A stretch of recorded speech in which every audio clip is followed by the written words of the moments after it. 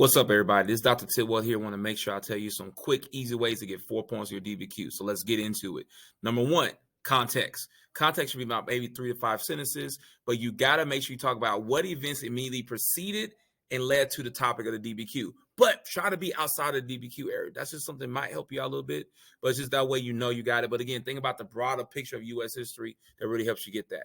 Number two is going to be the thesis statement. Y'all, the thesis statement is the easiest one to get. You got to make sure you make an argument, right? Then what you got to say here, this is the prompt I always teach my students. Within the time period of DBQ, 2 significant skills. So again, first, time period DBQ, say what the period of time is in the DBQ.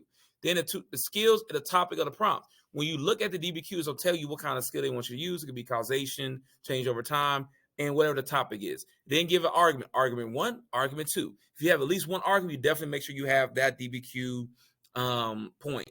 The next one you want to do, so that's 2 right there. The next thing you want to do is make sure you use at least one idea of outside information.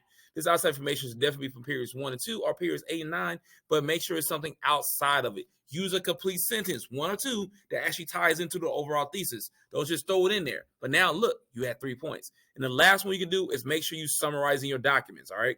If you summarize the document, so tell what the document has to do about the topic of the larger prompt.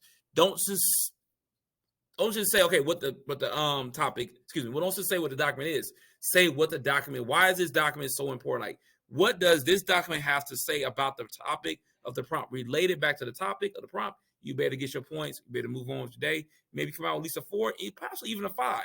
Because if you analyze and do more documents, you get more points. But yo, go and get that DBQ. Do well. Good luck.